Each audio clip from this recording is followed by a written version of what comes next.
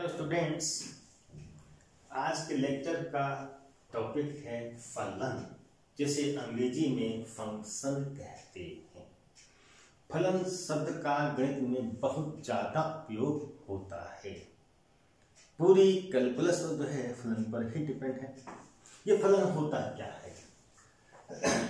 परिभाषा लिखेंगे कि माना ए तथा बी कोई दो अरिक्त समुच्चय हैं, नॉन एम्प्टी सेट हैं, तो समुच्चय ए से बी में संबंध एफ को समुच्चय ए से बी में फलन कहते हैं।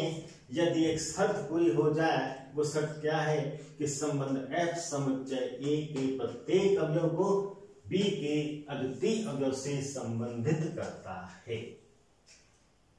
तो इसे उस अवस्था में एफ ए से बी से निरूपित करते हैं।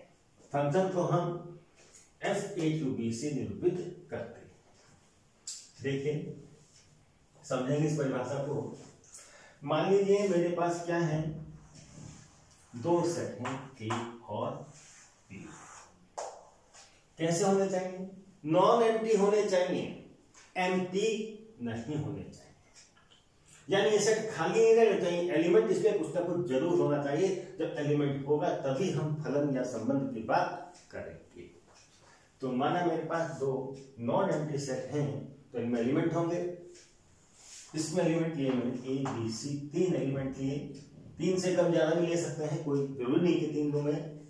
बी में भी एलिमेंट लिए, कुछ और ले लिए, माना 1 2 3। यह क्या है? ए और बी कोई दो अरिक्त समुच्चय हैं। फिर एफ ए से बी में संबंध लेना है मुझे।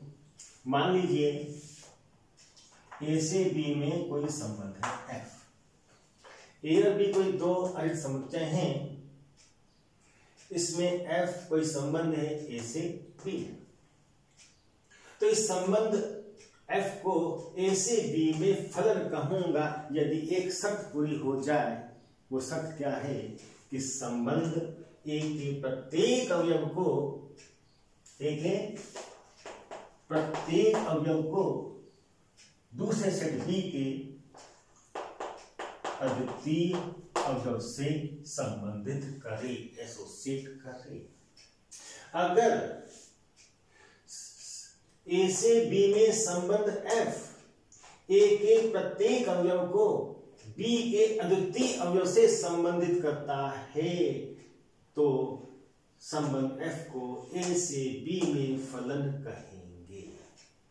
अद्वितीय का मतलब है ओनली वन, यानी एक एलिमेंट केवल एक से संबंधित होना चाहिए, एक से अधिक से संबंधित नहीं होना चाहिए।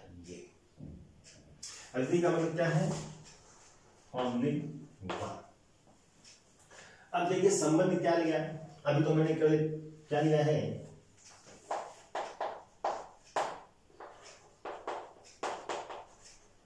दो नॉन एम्प्टी सेट लिए। अब कह रहा हूं कि ए से बी में कोई संबंध एफ है। अरे संबंध एफ है तो ये ए के किस एलिमेंट को बी के किस एलिमेंट से जोड़ता है?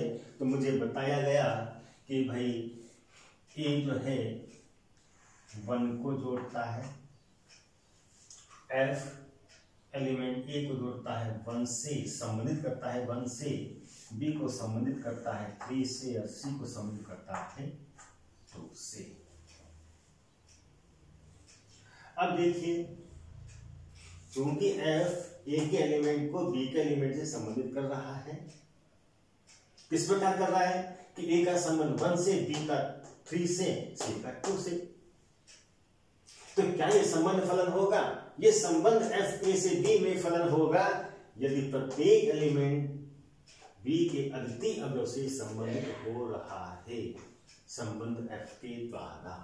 देखिए, ए कितने एलिमेंट से जुड़ा है? केवल एक ही से जुड़ा है। बी एक किससे जुड़ा? 1 से केवल एक एलिमेंट से जुड़ा है। बी किससे जुड़ा है? 3 से जुड़ा है, एक ही एलिमेंट से जुड़ा है, किसी और से नहीं जुड़ा है। सी 2 से जुड़ा है, ये केवल एक एलिमेंट से जुड़ा है, किसी और से नहीं जुड़ा है। तो यहाँ पर ए से बी में जो संबंध है एफ, उसकी विशेषता है कि वह ए के प्रत्येक एलिमेंट को बी के एलिमेंट से जोड़ रहा है और अद्वितीय अवयव से जोड़ रहा है, किसी भी एलिमेंट को एक से अधिक एलिमेंट से नहीं जोड़ रहा है। तो हम इस संबंध जो ए से बी में था अब कहेंगे फलन ए से बी में, यानी ए से बी में कोई फलन एफ यदि ए के प्रत्येक अवयव को बी के अद्वितीय अवयव से संबंधित करता है तो एफ को ए से बी में फलन कहते हैं और इसे F from A to B से निरूपित किया जाता है। अब हमने देखा कि भाई कोई संबंध ए से बी में एफ फलन कब बनेगा कि जब वह ए के प्रत्येक एलिमेंट को बी के अद्वितीय अवयव से संबंधित करेगा। लेकिन एफ ए से बी में फलन कब नहीं होगा ये भी समझ लें। तो मान लीजिए ये सेट था मेरे पास A of element a b c और एक सेट है ऑफ बी ऑफ एलिमेंट 1 2 3। संबंध था एफ ने कहा कि मैं 1 का संबंध ए का संबंध 1 से कर रहा हूं, बी का संबंध 2 से कर रहा हूं और सी का मैं किसी से नहीं कर रहा हूं। तो क्या यहाँ पर संबंध एफ जो ए से बी में है ए के प्रत्येक एलिमेंट को बी के एलिमेंट से जोड़ रहा है? पहली बात तो प्रत्येक की होगी, बाद में अद्वितीय की बात होगी। ए का संबंध किया, बी का किया, सी का इसने किसी से नहीं किया, तो नहीं कह सकता कि एफ ए के प्रत्येक एलिमेंट को बी से संबंधित कर रहा है। एक इसने छोड़ दिया है तो ये शर्त फेल हुई। तो यहां पर जो संबंध है एफ ए से बी में यह संबंध ही रहेगा, फलन नहीं कहलाएगा। ठीक वैसे ही है, कोई बच्चा था, घर में बच्चा है और जब स्कूल जाने लगा तो उसे छात्र कहने लगे। स्कूल नहीं जाता तो उसे बच्चा ही कहते, छात्र नहीं कहते। ऐसे ही कोई संबंध यदि एक शर्त का पालन करता है तो उसे फलन कहेंगे, अन्यथा संबंध ही रहेगा। कह सकते हैं कि हर फलन, प्रत्येक फलन संबंध होता है लेकिन प्रत्येक संबंध फलन नहीं होता है। और क्या स्थिति बन सकती है? एक और उदाहरण लेते हैं हम। Set A set B, element है ए बी सी, यहां है 1 2 3। संबंध है एफ ए से बी। एफ ने ए का संबंध 1 से किया, बी का संबंध 2 से किया, सी का संबंध 3 से किया। एफ ने ए के प्रत्येक एलिमेंट का संबंध यहां पर बी के प्रत्येक एलिमेंट से, एफ ने ए के प्रत्येक एलिमेंट का संबंध बी के अद्वितीय अवयव से किया है, क्योंकि ए एक से जुड़ रहा है, किसी और से जुड़ रहा है, बी एक से जुड़ रहा है, ए एक से जुड़ रहा है। लेकिन यदि ये संबंध कह दे कि भाई मैं तो बी का संबंध 3 से भी करूंगा, बी का संबंध 3 से भी करूंगा, तो क्या अब ये एफ ए से बी में जो संबंध है फलन कहलाएगा? चेक करें। देखिए एफ ए के प्रत्येक अवयव को बी के अवयव से संबंधित कर रहा है, ये वाली बात सही होगी। लेकिन एक और चाहिए, प्रत्येक के साथ साथ अद्वितीय से संबंधित करना चाहिए। ए का संबंध 1 से किया, किसी और से नहीं किया, ए को अद्वितीय से संबंधित कर रहा है। सी का संबंध 3 से कर रहा है, किसी और से नहीं कर रहा है, तो सी भी अद्वितीय से संबंधित हो रहा है।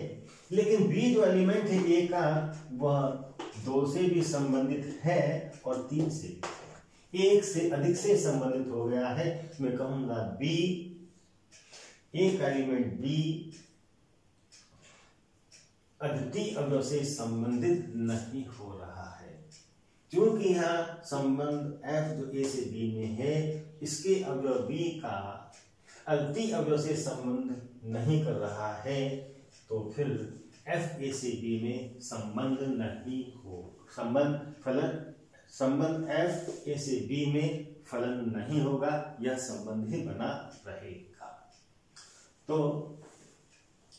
बड़ा सिंपल है, कोई संबंध ए से बी में फलन ए कहलाएगा यदि वह ए के प्रत्येक अवयव को बी के अद्वितीय अवयव से संबंधित करता है।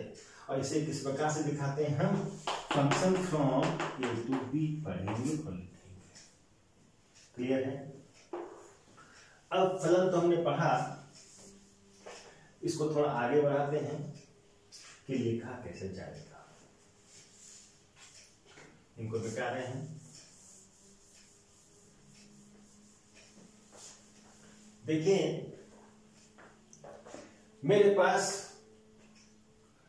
दो सेट ए और बी हैं जो नॉन एम्प्टी हैं, अरिक्त हैं, और एफ ए से बी में संबंध है जो इस प्रकार परिभाषित किया गया है।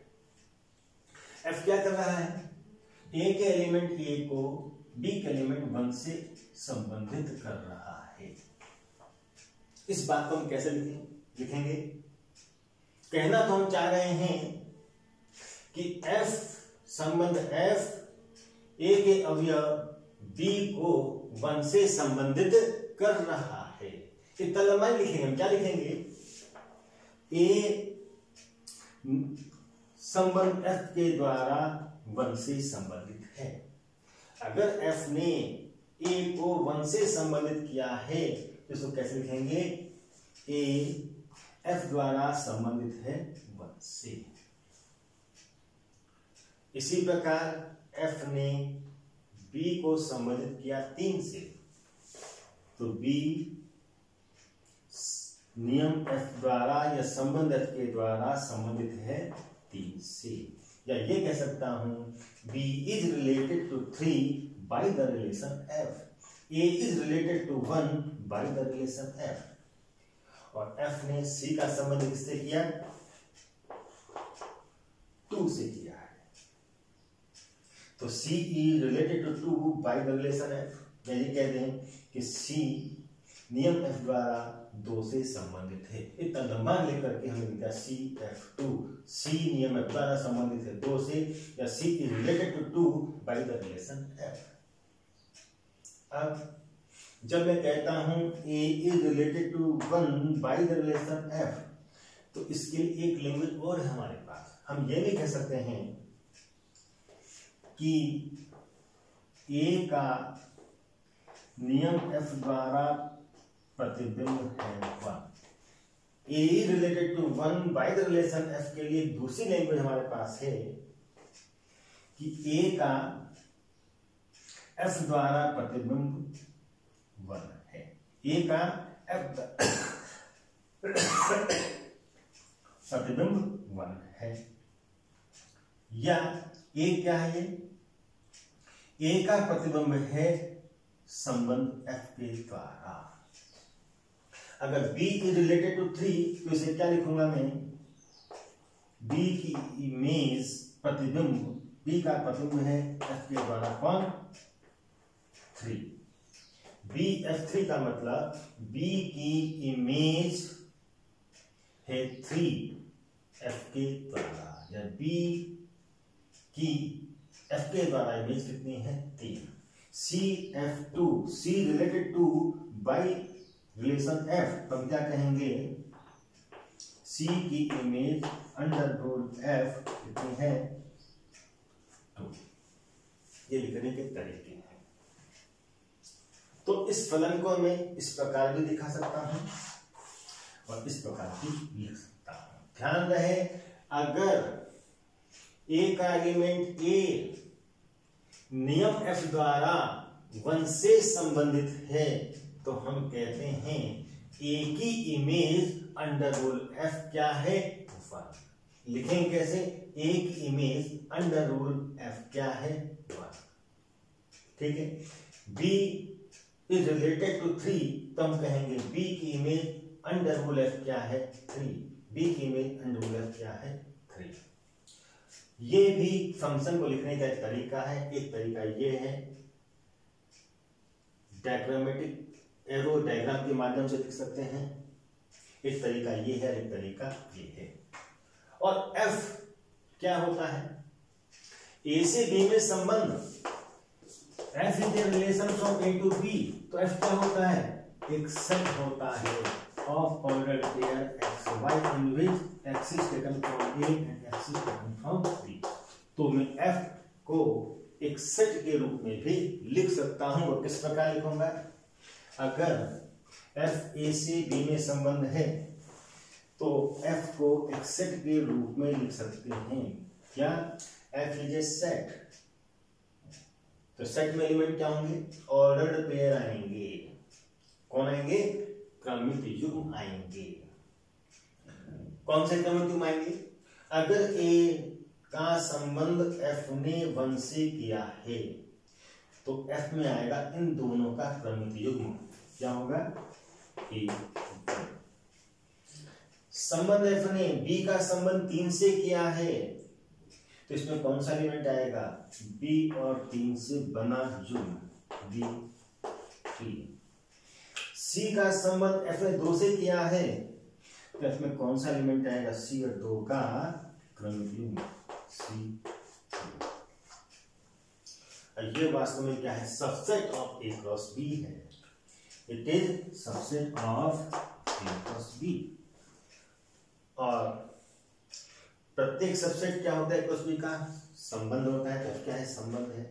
इस संबंध को हम फलन कहेंगे यदि एक शर्त पूरी कर दे कि एफ ए के प्रत्येक एलिमेंट को बी के अद्वितीय अंग से संबंधित करे। यहां पर कैसे समझ सकते हैं? अद्वितीयता कैसे पता चलेगी? अलग अलग किन्हीं 2 या 2 से अधिक क्रमिक युग्मों में पहला घटक समान नहीं होना चाहिए। एफ को यदि मैं सेट के रूप में लिख रहा हूं, ऑर्डर्ड पेयर के सेट के रूप में लिख रहा हूं, तो एफ फलन बनेगा यदि सभी क्रमिक युग्मों में पहला घटक अलग अलग हो, यानी 2 या 2 से अधिक घटकों में पहला अवयव समान नहीं होना चाहिए। तो एफ को हमने इस प्रकार लिख दिया। अब देखिए कि जब मैं कहता हूं एफ को मैंने सेट के रूप में लिख दिया, एफ में कौन है एलिमेंट? क्रमिक युग्म है। कौन से क्रमिक युग्म है? जिनमें पहला एलिमेंट दूसरे एलिमेंट से संबंधित है। ए का क्रमिक युग्म 3 से नहीं बनाएंगे। ए 1 से रिलेटेड है तो ए और 1 का क्रमिक युग्म बनेगा। बी 3 से रिलेटेड है तो बी और 3 का क्रमिक युग्म बनेगा। किसमें आएगा? वो एफ में आएगा। अब एफ को सेट के रूप में लिख दिया तो ध्यान दीजिए, इससे हम आगे चलते हैं। मैंने कहा a is related to 1 by the relation f, या ए संबंध एफ द्वारा 1 से संबंधित है। तो इसका मतलब क्या हुआ? ए और 1 का जो पेयर बनेगा, ऑर्डर पेयर, वो किस में जाएगा? सेट एफ में जाएगा। एफ को जब मैंने सेट के रूप में लिखा तो मैं देख रहा हूं कि क्रमिक युग्म A1 किसमें है? एफ में है। क्रमिक युग्म A1 किसमें है? एफ में है। कब? ये कब संभव है? जब A related to 1, A related to 1 by the relation F. तो हम अगर A is related to 1 by the relation F तो A और 1 का ऑर्डर पेयर एफ में होगा। ध्यान दीजिए, कभी भी लिखा हो A F1 तो इसको हम लिख सकते हैं दूसरे तरीके से कि A और 1 का जो पेयर है A1 वो किसमें है? F में है। इसी प्रकार ये क्या लिखा है मेरे पास?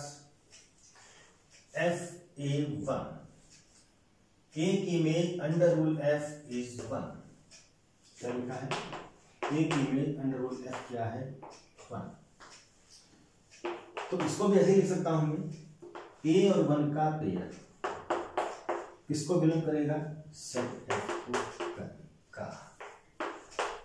ये लिखने के तरीके हैं। एक बात और ध्यान रखेंगे, अगर A related to 1 by relation F तो A और 1 का पेयर क्या होगा? सेट F में आएगा।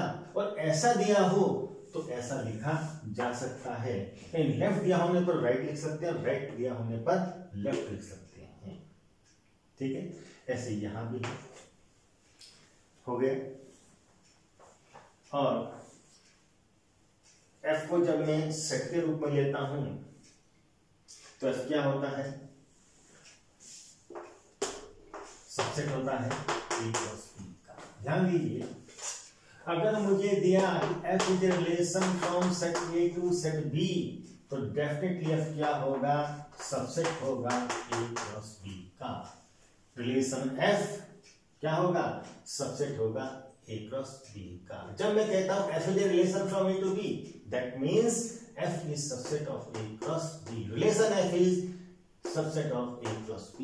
ये रिलेशन ही आगे जाकर फलन का रूप लेता है। कब, यदि f के प्रत्येक क्रमित युग्म के पहले घटक डिफरेंट हों,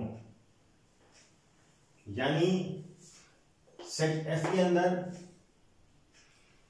दो या दो से अधिक क्रमित युग्मों में पहला घटक समान नहीं होना चाहिए, यानी प्रत्येक क्रमित युग्म के फर्स्ट घटक डिफरेंट होने चाहिए।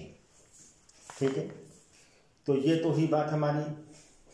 फलन क्या है, किस में होता है, एक सेट से दूसरे सेट में होता है फलन। जो एक संबंध है, संबंध ऐसा है जो पहले सेट के एलिमेंट को दूसरे सेट के अद्वितीय अवयव से संबंधित करता है। फलन को एरो डायग्राम के माध्यम से ऐसे लिख सकते हैं। एक तरीका इस ढंग से लिखने का है, एक तरीका ये है। प्रतिबिंब का मतलब समझ गए हम, और फलन को हम सेट के रूप में भी लिख सकते हैं। कोई a क्रॉस b का कोई भी सबसेट हो संबंध होता है, वह संबंध फलन होगा यदि f में जो क्रमयुग्म लिए गए हैं उनके पहले घटक डिफरेंट हो, कहीं भी सेम ना हो। अब आता है फलन से संबंधित कुछ महत्वपूर्ण परिभाषाएं कि डोमेन, कोडोमेन और रेंज। क्या है डोमेन, कोडोमेन और रेंज। देखिए, यदि f a से b में कोई फलन है, क्या कहा हमने, f a से b में कोई फलन है, तो जो पहला सेट है समुच्चय a को f का प्रांत, अंग्रेजी में कहते हैं डोमेन, और इसे दिखाएंगे कैसे, डोमेन ऑफ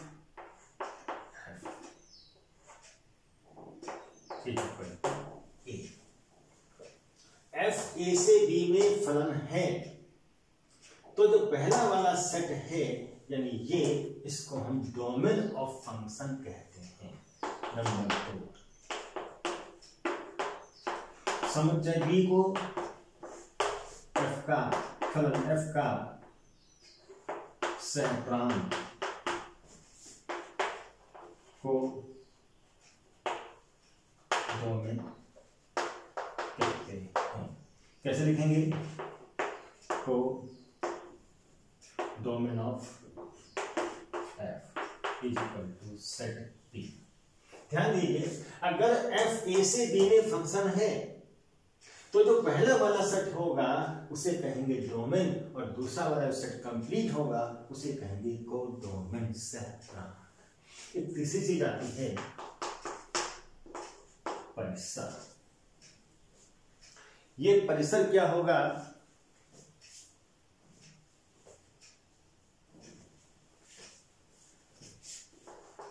ये होगा समुच्चय A के सभी अवयवों के प्रतिबिंबों का समुच्चय।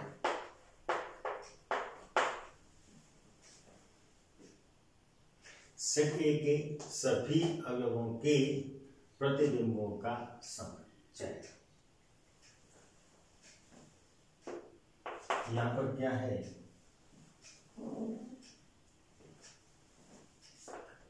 वन टू थ्री है।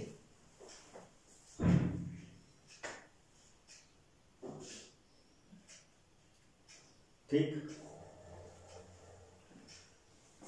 अगर एफ ए से बी में कोई फलन है तो पहले वाले सेट ए को डोमेन कहते हैं और दूसरे वाले सेट को कोडोमेन कहते हैं, और ए के सभी अवयवों के प्रतिबिंबों के समुच्चय को परिसर कहते हैं।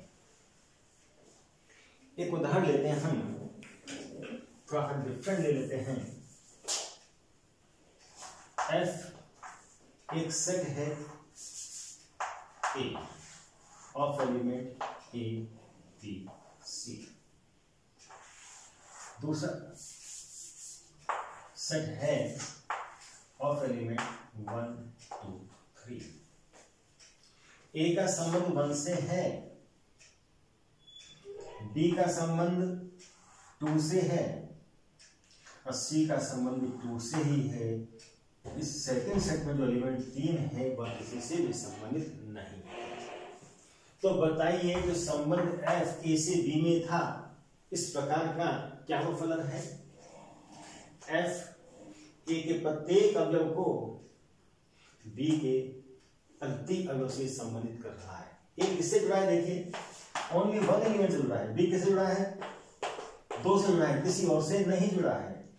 सिंगल एलिमेंट से जुड़ा है, ओनली वन एलिमेंट से जुड़ा है, अद्वितीय अवयव से जुड़ा है। और सी भी 2 से जुड़ा है, तो ये भी एक ही अवयव से जुड़ा है, किसी और से नहीं जुड़ा है। तो एफ ए के प्रत्येक अवयव को बी के अद्वितीय अवयव से जोड़ रहा है।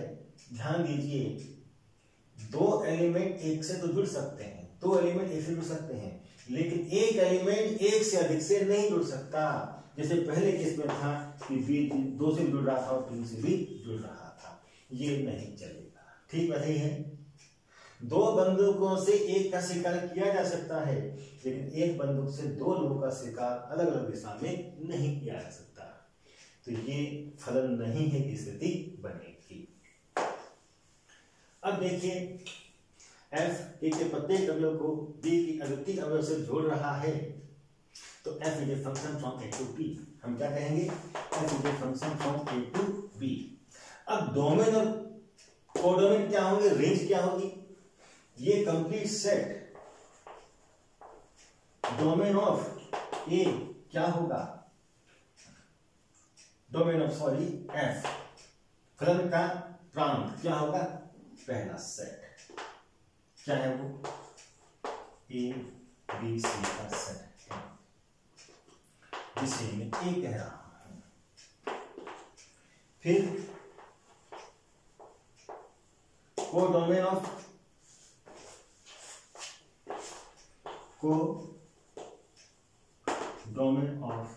एफ क्या होगा?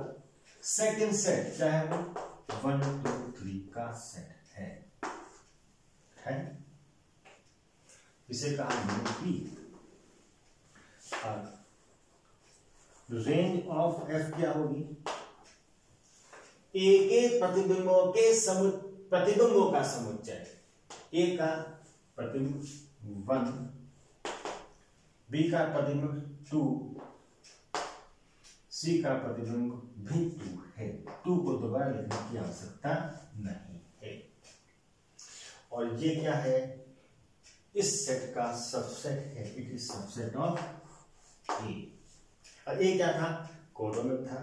तो range is subset of codomain. फलन का जो परिसर होता है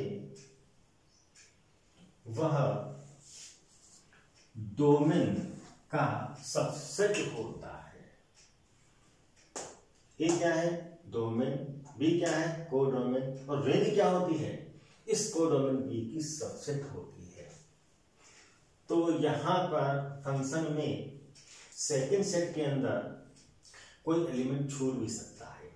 जब हम फंक्शन ए टू बी की बात करते हैं तो ये संबंध फलन ए के प्रत्येक एलिमेंट की इमेज यहां बनाएगा, ए के प्रत्येक एलिमेंट को बी के एलिमेंट से जोड़ेगा, लेकिन कोई जरूरी नहीं है कि बी के सभी एलिमेंट ए की किसी न किसी से जुड़े हों।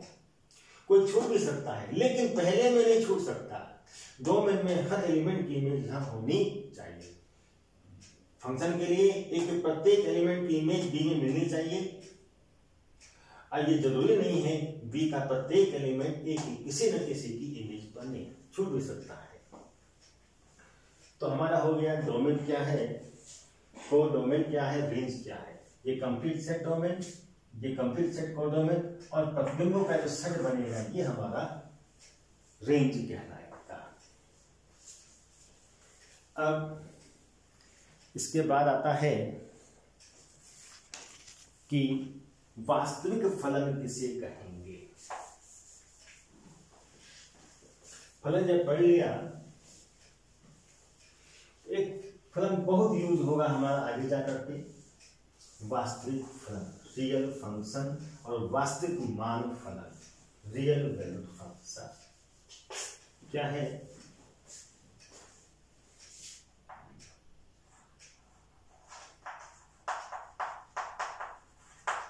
वास्तविक मान क्या कहते हैं, रियल वैल्यूड फंक्शन। क्या है, रियल वैल्यूड फंक्शन।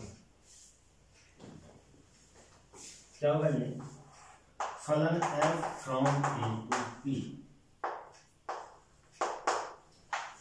लिखते हैं फलन f from A to B को वास्तविक मान फलन कहते हैं यदि कोडोमेन क्या हो जाए, b is equal to subset of set of real number हो जाए। आर से मतलब रिलेशन से नहीं, आर से मतलब सेट ऑफ रियल नंबर है, वास्तविक संख्याओं का समुच्चय। यानी फलन एक सेट से दूसरे सेट में ऐसा है कि उसका सहप्रांत कोडोमेन रियल नंबर का सेट हो या उसका कोई उप समुच्चय हो, तो उस फंक्शन को फिर हम ए से बी में रियल वैल्यू फंक्शन कहेंगे।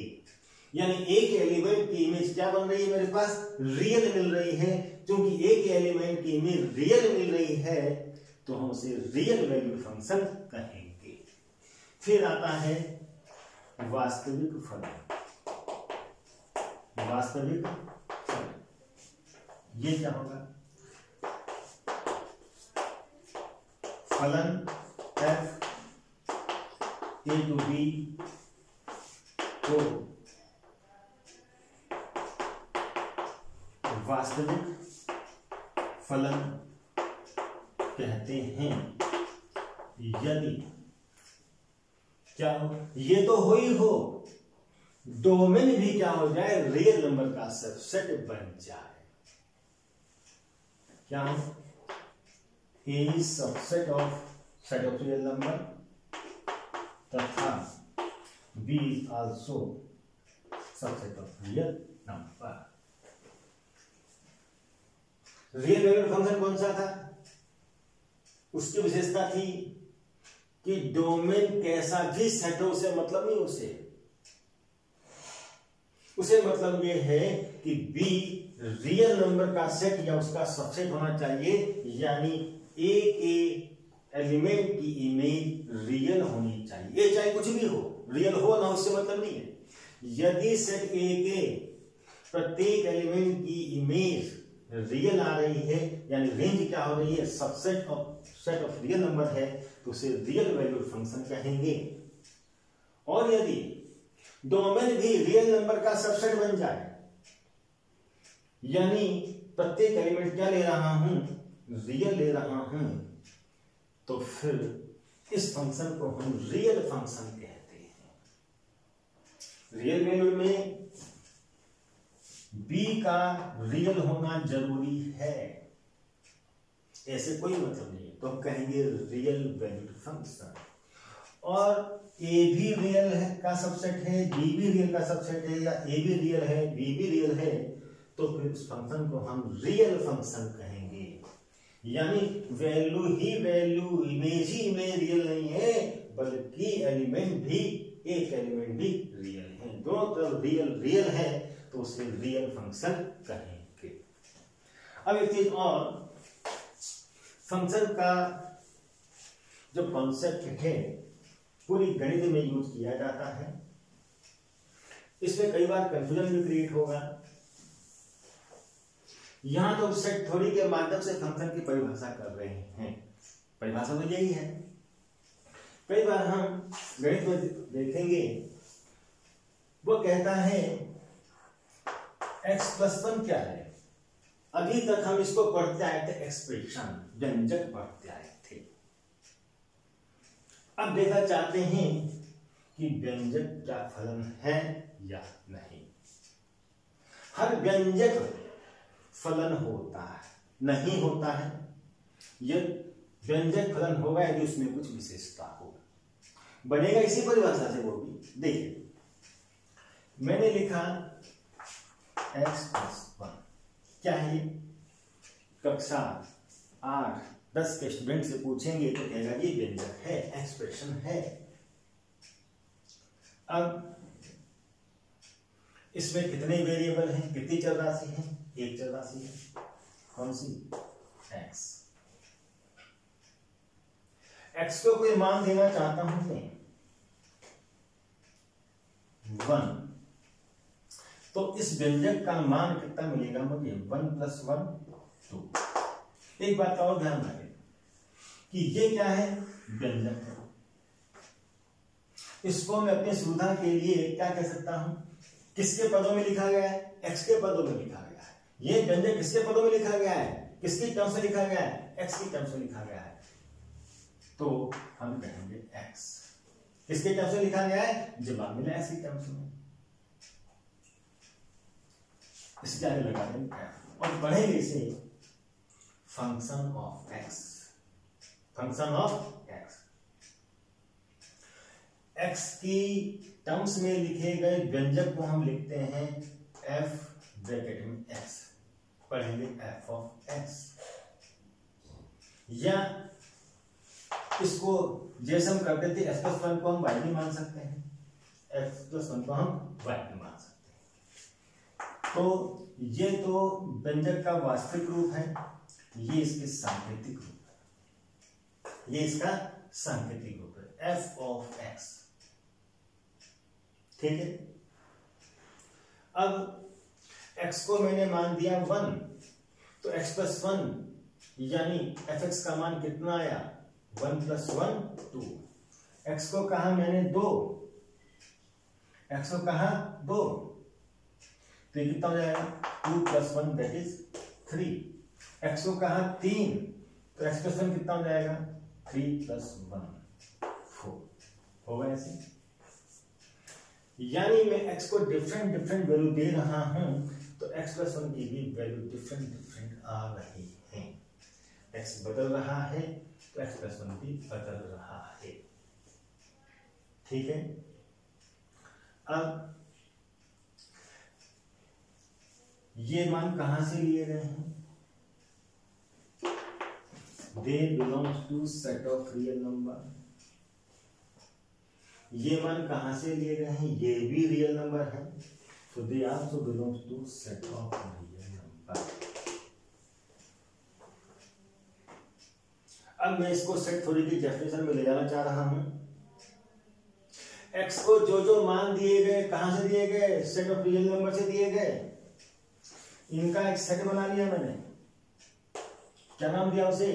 r में जो एलिमेंट है ये सभी रियल नंबर इसमें लिए गए हैं। उनमें से कुछ मैंने दिखाए हैं, जबकि 1 और 2 के बीच में या सम के इनफाइनाइट नंबर्स होंगे, वो सब लिए मैंने।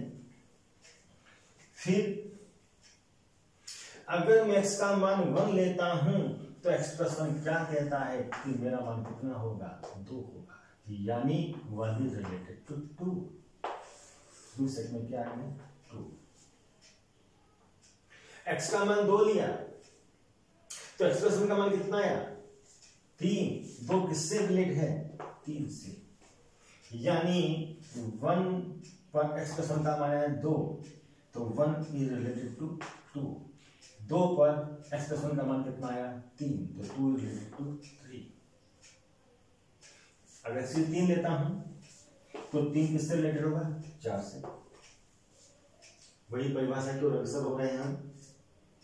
व्यंजक दिया था x प्लस 1, x के स्थान पर कुछ मान रखे तो x प्लस 1 के अनुसार कुछ मान प्राप्त हो गए। जो x को मान दिए थे उनका सेट, ये पहला सेट बन गया मेरे पास, जिसका नाम है R। x को मान देकर x प्लस 1 के जो मान आए वो इस सेट में आ रहे हैं, और ये सेट क्या है, ये भी रियल नंबर का सेट है। ठीक है, और भी बहुत सारे एलिमेंट इधर भी होंगे, इधर भी होंगे। तो ये और एक्सप्रेशन क्या है, ये फंक्शन है। एक्सप्रेशन क्या है, फंक्शन है। इसको संकेत दिया f, और f को लिख सकता हूं मैं x प्लस 1। आपको क्या लिखता हूं मैं, x प्लस 1। x प्लस 1 कोई व्यंजक है, तो x प्लस 1 क्या करता है, x के मानों का संबंध स्थापित करता है x प्लस 1 से, 2, 3, 4 आदि से। तो यहां पर f is a function from R to R such that f is given by x plus 1। तो x plus 1 को मैं एक रूल कह सकता हूं जो R के एलिमेंट को इस R के एलिमेंट से संबंधित करता है। बात समझाइए, ध्यान दीजिए, x plus 1 एक व्यंजक था, इसमें इंडिपेंडेंट वेरिएबल था x को डिफरेंट वैल्यूज दी। कहां से दी, रियल नंबर के सेट से दी, तो x प्लस 1 की डिफरेंट वैल्यू मिली, x प्लस 1 की वैल्यूज मिली है मुझे। यानी x प्लस 1 क्या कर रहा है, 1 का संबंध 2 से स्थापित कर रहा है, 2 का 3 से, 3 का 4 से कर रहा है। अगर रूल x प्लस 1 जो व्यंजक के रूप में लिखा गया है, इस सेट के प्रत्येक अवयव को इस सेट के अद्वितीय अवयव से संबंधित कर रहा है, तो इस एक्सप्रेशन x प्लस 1 को हम फंक्शन कहेंगे इस सेट से इस सेट के बीच में। तो डोमेन क्या है, डोमेन कुछ नहीं, ये बताता है कि इंडिपेंडेंट वेरिएबल को कौन सी वैल्यूज दी जा रही हैं। अब कोडोमेन क्या बताता है कि वैल्यूज किस सेट में मिल रही हैं। अब रेंज क्या बताती है, वैल्यूज क्या आ रही है, वैल्यूज क्या आ रही है। ठीक है, तो f is a function from set of real number to set of real number defined by x plus 1। इसी x plus 1 को हम बोलते हैं फंक्शन। अब फंक्शन लिखने का तरीका क्या है, जब हम कहते हैं फंक्शन को हम रूल मान सकते हैं। फंक्शन क्या है, रूल f है। किसकी टर्म्स में लिखा गया है, x की टर्म्स में लिखते हैं f of x। f क्या होता है, रूल होता है, नियम होता है, निर्देश होता है। किसके टर्म्स में, x की टर्म्स में। तो लिखने का तरीका क्या है, f of x। अब ये सांकेतिक रूप है, एक्चुअल फॉर्म क्या है, x plus 1। इसको हम y भी कह सकते हैं। तो फंक्शन ऑफ x क्या है, x plus 1 है, ये इसका सांकेतिक रूप है, ये वास्तविक रूप है। fx में लिखकर के इस पूरे को हम y भी कह सकते हैं। तब पहले y is equal to x plus 1, मतलब y is function of x। देखिए मुझे कहा गया y is equal to x plus 1, इसका मतलब y क्या है, x की टर्म्स में लिखा गया व्यंजक है, इसी को कहता हूं y is equal to function of x। y is equal to function of x मतलब y क्या है, x की टर्म्स में लिखा गया कोई रूल है, और रूल एक एक्सप्रेशन के माध्यम से लिखा जाएगा। तो fx क्या है, फंक्शन का सांकेतिक रूप है, ये इसका वास्तविक रूप है। ठीक, अब एक एक्सप्रेशन लेते हैं हम हर एक्सप्रेशन फंक्शन नहीं होती है। Expression is a relation, but every relation is not function. Every expression is not function. यहां पर क्या था एक्सप्रेशन में, x+1 1 का संबंध 2 से कर रहा है, 2 का 3 से, 3 का 4 से। अगर ये एक्सप्रेशन क्या हो जाती, x+2 हो जाती, तो 1 का संबंध किससे होता, फिर 2 से नहीं होता, 2+1 3 से होता, 3 का 3+2 5 से होता, इस प्रकार से चलता। एक चीज और क्लियर कर दें कि every expression is not a function. Every expression is a function, but every expression is not a function. देखिए एक फंक्शन दिया मैंने x²। सेट थ्योरी में हम पढ़ते थे कि फंक्शन क्या है, एक रूल है ए से बी में। अब हम ये कह नहीं रहे, हम तो ये कह रहे हैं x² इज ए फंक्शन। कैसे x² क्या लिख सकता हूं मैं, x की टर्म्स में लिखा गया कोई रूल है, f(x) कह दिया, या इसको मैं y भी कह सकता हूं, f(x) भी कह सकता हूं। इंडिपेंडेंट वेरिएबल x का मान क्या होगा, 1 लेता हूं तो x² के मान कितने आएंगे, 1 भी आएगा और -1 भी आएगा। सॉरी x का इसका मान कितना है, x²। y equal to function of x is equal to x²। x² क्या है, एक एक्सप्रेशन है जिसको मैं f(x) कह सकता हूं, या इसको मैं y कह सकता हूं। इंडिपेंडेंट वेरिएबल क्या है, x को मैंने कोई मान दिया 1, तो x² यानी फंक्शन की वैल्यू कितनी आई, 1 का स्क्वायर 1 ही होगा। कोई और स्क्वायर आ सकता है, नहीं आ सकता। x को मान दिया मैंने 2, x² कितना होगा, 2 का स्क्वायर 4, x को दिया मान 3, तो x कितना हो जाएगा 9। यानी ये जो एक्सप्रेशन है 1 का संबंध किससे स्थापित कर रही है, 1 से, 2 का किससे कर रही है, 4 से, 3 का किससे कर रही है, 9 से। क्या किसी नंबर के एक से ज्यादा स्क्वायर होते हैं, कभी नहीं।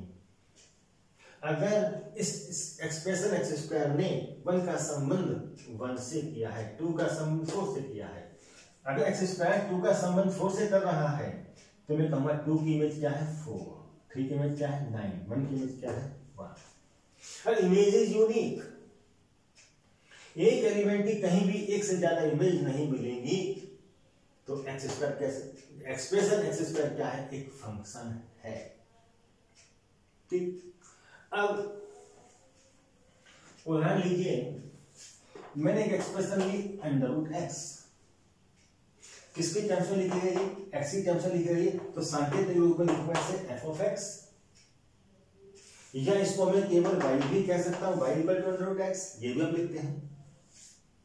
इंडिपेंडेंट वेरिएबल क्या है, x को मैं मान देता हूं 1, x इक्वल टू 1 लेता हूं, तो √x का मान यानी y का मान या f(x) का मान कितना आएगा, 1 का √ क्या होता है, 1 का √ 1 भी होता है और -1 भी होता है। क्यों कि 1 का स्क्वायर 1 और -1 का स्क्वायर भी 1 होगा, तो मान आ गए 2, 1 और -1।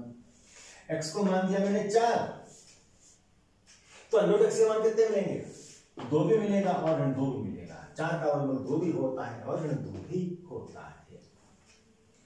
9 तो 3 और ऋण 3। कोई भी नंबर ले रहा हूं, उसका √ निकालूं तो 2 वैल्यू मिलती हैं, एक से अधिक मिलती हैं, तो इमेज इज नॉट यूनिक। ये बनाएंगे मेरा डोमेन, माना सेट ऑफ रियल नंबर ले लिया, ये बनाएंगे रेंज, रेंज कहाँ है, सबसेट है R की। तो इस केस में हम कहते एक सेट था रियल नंबर का, ये सेट है दूसरा रियल नंबर का, इसमें एलिमेंट लिए मैंने 1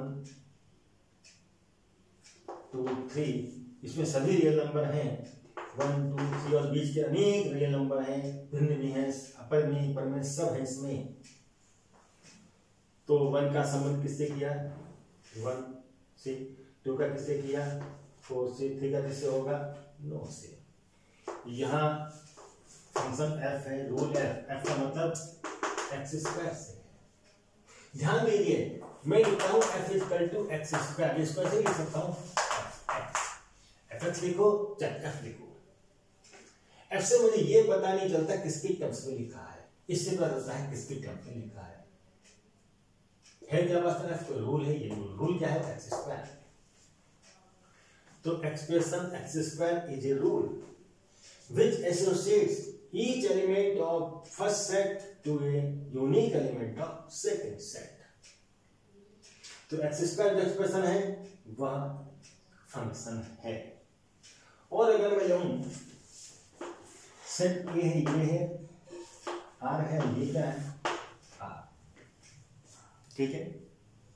इसमें एलिमेंट लिए सबने दिखा, जितने भी होंगे कुछ दिखा दिए मैंने 1 4 9। इसमें सभी रियल नंबर है 1 2 3 पर में सब हैं।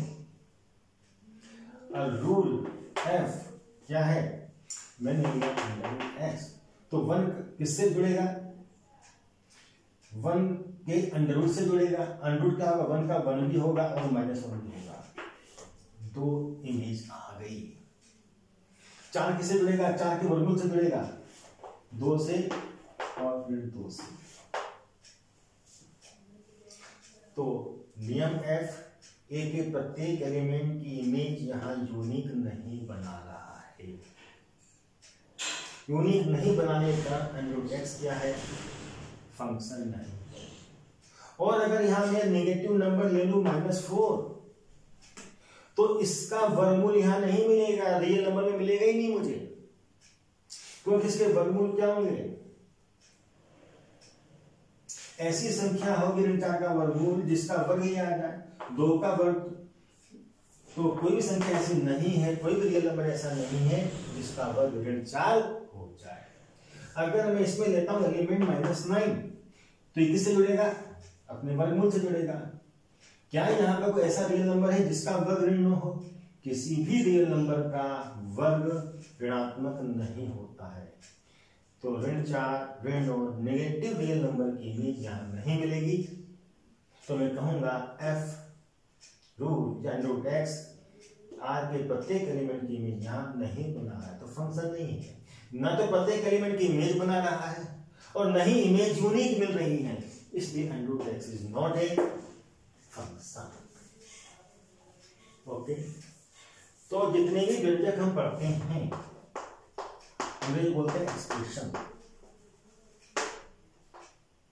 प्रत्येक एक्सप्रेशन, प्रत्येक व्यंजक संबंध होता है, लेकिन प्रत्येक व्यंजक फलन नहीं होता है। ठीक है, तो बहुधा प्राय जो है गणित में यूज होता है कि x² + 3 व्यंजक, इसको लिखते हैं हम f(x). अगर मैं लिख दूं y³ - y² + 3 एक व्यंजक है, वास्तविक रूप तो ये है, किसके टर्म्स में लिखा गया है, y के टर्म्स में लिखा गया है, और इसको रूल कहता हूं तो fy इज फंक्शन, मतलब fy के टर्म्स में लिखा गया व्यंजक है। ऐसा व्यंजक है जो y के प्रत्येक मान की इमेज यूनिक बनाता है। अब क्लियर हो जाना चाहिए कि व्यंजक ये फंक्शन का यूज किस प्रकार किया जाता है। ओके।